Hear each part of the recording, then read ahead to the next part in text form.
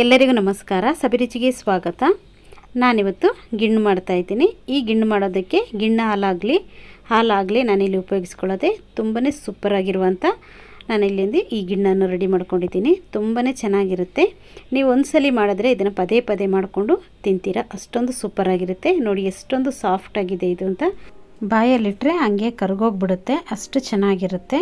ಬನ್ನಿ ಇದನ್ನು ಹೇಗೆ ಮಾಡೋದು ಅಂತ ನೋಡೋಣ. ಅದಕ್ಕಿಂತ ಮುಂಚೆ ನೀವು ನಮ್ಮ ಚಾನಲ್ಗೆ ಹೊಸಬರಾಗಿದ್ದರೆ ಇವಾಗಲೇ ನೀವು ಸಬ್ಸ್ಕ್ರೈಬ್ ಮಾಡಿ, ಪಕ್ಕದಲ್ಲಿರುವ ಬೆಲ್ ಐಕನನ್ನು ಕೂಡ ಪ್ರೆಸ್ ಮಾಡಿ. ಅದೇಗೆ ಮಾಡೋದು ಅಂತ ನೋಡೋಣ. ಮೊದಲೇದಾಗಿ ನಾನಿಲ್ಲಿ ಒಂದು ತೆಂಗಿನಕಾಯನ್ನು ತುರಿದಿಟ್ಕೊಂಡಿದ್ದೀನಿ ನೋಡಿ, ಜೊತೆಗೆ 3 ಏಲಕ್ಕಿಯನ್ನು ಕೂಡ ತಗೊಂಡಿದ್ದೀನಿ. ಈ ಒಂದು ಬೌಲಲ್ಲಿ ಒಂದು 3/4 ಕಪ್ ಆಗೋಷ್ಟು ತೆಂಗಿನ ತುರಿ ಇದೆ. ಈ ತೆಂಗಿನ ತುರಿಯನ್ನು ನಾನೊಂದು ಮಿಕ್ಸಿ ಜಾರ್ಗೆ ಹಾಕ್ಕೊಳ್ತಾ ಇದ್ದೀನಿ. ಅದರ ಜೊತೆಗೆ ಏಲಕ್ಕಿಯನ್ನು ಕೂಡ ಹಾಕ್ಕೊಂಡಿದ್ದೀನಿ. ಎಲ್ಲ ತೆಂಗಿನಕಾಯನ್ನು ಈ ಮಿಕ್ಸಿ ಜಾರಿಗೆ ಹಾಕ್ಕೊಂಡಿದ್ದೀನಿ. ಇವಾಗ ನಾನು ತೆಂಗಿನಕಾಯಿ ತಗೊಂಡೆ ನೋಡಿ, ಅದೇ ಬೌಲಲ್ಲಿ ನಾನು 1 ಬೌಲ್ ಆಗುವಷ್ಟು ನೀರನ್ನು ತಗೊಂಡಿರೋದು. ಅರ್ಧ ಬೌಲ್ ಆಗುವಷ್ಟು ನೀರನ್ನು ಇಲ್ಲಿ ಮಿಕ್ಸಿ ಜಾರಿಗೆ ಹಾಕ್ಕೊಂಡಿದ್ದೀನಿ. ಇವಾಗ ಇದನ್ನು ತರಿಯಾಗಿ ಗ್ರೈಂಡ್ ಮಾಡ್ಕೊಳ್ಳೋಣ. ನೋಡಿ ಇಲ್ಲಿ ಚೆನ್ನಾಗಿ ತೆಂಗಿನ ಹಾಲು ಚೆನ್ನಾಗಾಗಿದೆ ನೋಡಿ, ಈ ಥರ ಗ್ರೈಂಡ್ ಮಾಡ್ಕೋಬೇಕು. ತರಿಯಾಗಿ ಗ್ರೈಂಡ್ ಮಾಡ್ಕೊಳ್ಳಿ.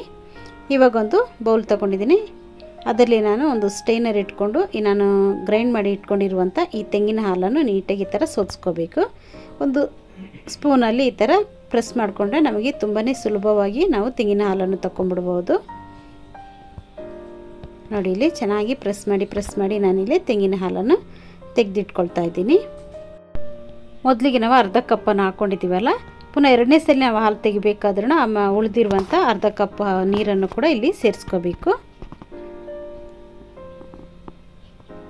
ಇದನ್ನು ಕೂಡ ಇದೇ ಥರ ನಾವು ಸೋದಿಸ್ಕೊಳ್ಳೋಣ. ಚೆನ್ನಾಗಿ ಈ ಥರ ಪ್ರೆಸ್ ಮಾಡಿ 2ನೇ ಸಲ ಹಾಲನ್ನು ಚೆನ್ನಾಗಿ ಈ ಥರ ಪ್ರೆಸ್ ಮಾಡಿ ಹಾಲನ್ನೆಲ್ಲ ಚೆನ್ನಾಗಿ ತೆಕ್ಕೊಂಬಿಡೋಣ.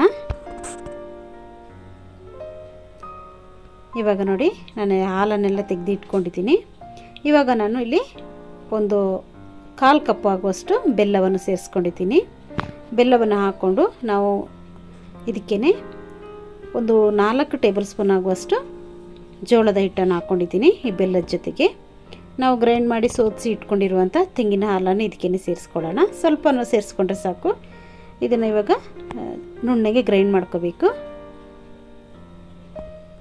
ನೋಡಿ ಇಲ್ಲಿ ಚೆನ್ನಾಗಿ ನುಣ್ಣಗೆ ಆಗಿದೆ. ಬೆಲ್ಲ ಕೂಡ ಚೆನ್ನಾಗಿ ಕರಗಿ ಕಲರ್ ಕೂಡ ಇಲ್ಲಿ ಚೇಂಜ್ ಆಗಿದೆ ನೋಡಿ.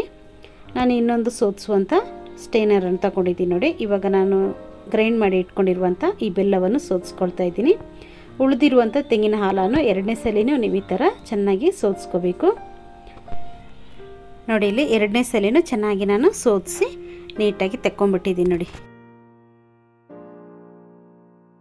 ಸಾಕಿದೆ ಇಷ್ಟಾದರೆ. ಇವಾಗ ನೋಡಿ ಇದನ್ನು ಸ್ಟವ್ ಮೇಲೆ ಇಡಬೇಕು. ಸ್ಟವ್ ಮೇಲೆ ಇಡಲಿಕ್ಕೆ ಮುಂಚೆ ಇದನ್ನು ಚೆನ್ನಾಗಿ ಒಮ್ಮೆ ಮಿಕ್ಸ್ ಮಾಡ್ಕೋಬೇಕು. ಈ ಥರ ಸ್ಟವ್ ಮೇಲೆ ಇಡಲಿಕ್ಕೆ ಮುಂಚೆನೇ ನಾವೊಂದು ಪ್ಲೇಟಿಗೆ ಒಂದು ಅರ್ಧ ಸ್ಪೂನ್ ಆಗುವಷ್ಟು ತುಪ್ಪವನ್ನು ಹಾಕ್ಕೊಂಡು ಈ ಥರ ನೀಟಾಗಿ ಸವರಿ ಇಟ್ಕೊಂಬಿಡೋಣ. ಈ ತಟ್ಟೆಯನ್ನು ಫಸ್ಟ್ ನಾವು ರೆಡಿ ಮಾಡಿ ಇಟ್ಕೊಂಬಿಡ್ಬೇಕು. ಇವಾಗ ನಾನು ತಟ್ಟೆಯಲ್ಲಿ ರೆಡಿಯಾಗಿ ಇಟ್ಕೊಂಡಿದ್ದೀನಿ. ಇವಾಗ ನಾನು ಇದನ್ನು ಸ್ಟವ್ ಮೇಲೆ ಇಟ್ಕೊಂಡಿದ್ದೀನಿ. ಬಾಣಲಿಯನ್ನು ಸ್ಟವ್ ಮೇಲೆ ಇಟ್ಕೊಂಡ್ಮೇಲೆ ನೋಡಿ ನೀಟಾಗಿ ಈ ಥರ ತಿರುಗಿಸ್ತಾನೇ ಇರಬೇಕು. ಕೈ ಬಿಡದೆ ನೀವು ಚೆನ್ನಾಗಿ ತಿರುಗಿಸ್ತಾನೇ ಇರಬೇಕು. ಉರಿ ಇಲ್ಲಿ ನೀವು ದೊಡ್ಡದಾಗಿ ಇಟ್ಕೊಳ್ಳಿ. ಇದು ಸ್ವಲ್ಪ ಗಟ್ಟಿಯಾಗಿತ್ತಾ ಬರ್ತಾ ಇದೆ ಅನ್ನುವಾಗ ನೀವು ಸ್ವಲ್ಪ ಸಿಮ್ಮಲ್ಲಿ ಇಟ್ಕೊಂಡ್ರೆ ಸಾಕು. ನೋಡಿ ಇವಾಗ ಸಿಮ್ಮಲ್ಲಿ ಇಟ್ಕೊಂಡು ಇದನ್ನು ಚೆನ್ನಾಗಿ ಬೇಯಿಸ್ಕೋಬೇಕು. ನೋಡಿ ಚೆನ್ನಾಗಿದು ಗಟ್ಟಿ ಆಗ್ತಾ ಇದೆ ನೋಡಿ. ಈ ಒಂದು ಹದಕ್ಕೆ ಬಂದಾಗ ನೀವಿಲ್ಲಿ 1 ಸ್ಪೂನ್ ಆಗುವಷ್ಟು ತುಪ್ಪವನ್ನು ಇಲ್ಲಿ ಸೇರಿಸ್ಕೊಳ್ಳಿ.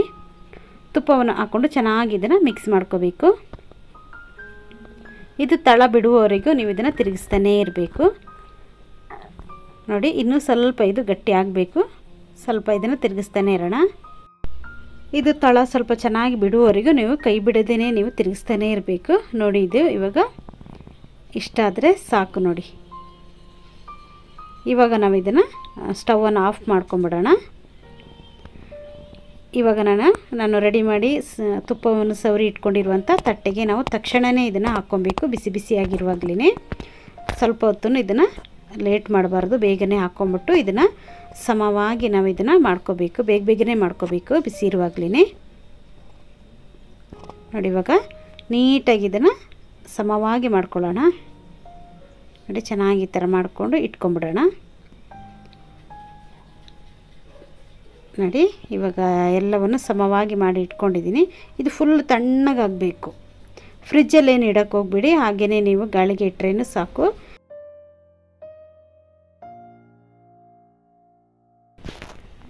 ಇವಾಗ ನೋಡಿ ಇಲ್ಲಿ ತಣ್ಣಗಾಗಿದೆ. ಒಂದು ಅರ್ಧ ಗಂಟೆ ನಾನು ಹಾಗೇ ಬಿಟ್ಟಿದ್ದೆ. ನೋಡಿ ಇದು ಕ್ಲೀನಾಗಿ ತಟ್ಟೆಯಿಂದ ಈ ಥರ ಬಿಟ್ಕೊಳ್ತಾ ಇದೆ ನೋಡಿ. ತುಪ್ಪವನ್ನು ನಾವು ಹಾಕಿದ್ರಿಂದ ನೀಟಾಗಿ ಈ ಥರ ಬಿಟ್ಕೊಳ್ಳುತ್ತೆ. ಇವಾಗ ಇದ್ರ ಮೇಲ್ಗಡೆ ಒಂದು ತಟ್ಟೆಯನ್ನು ಹಾಕಿ ಇದನ್ನು ಮಗ್ಚಿ ಇಟ್ಕೊಂಬಿಡೋಣ. ಇವಾಗ ನೋಡಿ ನಾನು ಮಗ್ಚಿ ಹಾಕ್ಕೊಂಡಿದ್ದೀನಿ. ಮೇಲ್ಗಡೆಯಿಂದ ಸ್ವಲ್ಪ ಈ ಥರ ತಟ್ಕೊಂಡ್ರೆ ಸಾಕು, ನೀಟಾಗಿ ಬಿಟ್ಕೊಳ್ಳುತ್ತೆ ನೋಡಿ. ಇವಾಗ ನಾನು ಇದನ್ನು ಕಟ್ ಮಾಡ್ಕೊಳ್ಳೋಣ. ನಿಮಗೆ ಯಾವ ಶೇಪ್ ಬೇಕೋ ಆ ಶೇಪಲ್ಲಿ ನೀವು ಇದನ್ನು ಕಟ್ ಮಾಡ್ಕೊಳ್ಳಿ. ಗಿಣ್ಣು ಹಾಲು ಯಾವಾಗ ಬೇಕು ನಮಗೆ ಆವಾಗ ಸಿಗಲ್ಲ ಅಲ್ವಾ, ಆವಾಗ ನಾವು ನೋಡಿ ಈ ಥರ ಒಂದು ತುಂಬಾ ಸುಲಭವಾಗಿ ನಾವು ಮನೆಯಲ್ಲೇ ಈ ಥರ ಒಂದು ಸ್ವೀಟನ್ನು ಮಾಡ್ಕೋಬೋದು. ತುಂಬಾ ಚೆನ್ನಾಗಿರುತ್ತೆ. ನೋಡಿ ಎಷ್ಟು ಸಾಫ್ಟಾಗಿದೆ ಇದು ಅಂತ. ನೋಡಿ ತುಂಬಾ ಸಾಫ್ಟಾಗಿರುತ್ತೆ. ನೀವು ಒಮ್ಮೆ ಇದನ್ನು ಮನೇಲಿ ಟ್ರೈ ಮಾಡಿ.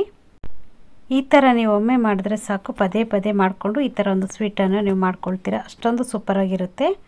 ಈ ವಿಡಿಯೋ ನಿಮಗೆ ಇಷ್ಟ ಆದರೆ ಲೈಕ್ ಮಾಡಿ, ಶೇರ್ ಮಾಡಿ, ಸಬ್ಸ್ಕ್ರೈಬ್ ಮಾಡಿ. ವಿಡಿಯೋ ನೋಡಿದ್ದಕ್ಕಾಗಿ ಧನ್ಯವಾದಗಳು. ನಾನು ಸಬಿ.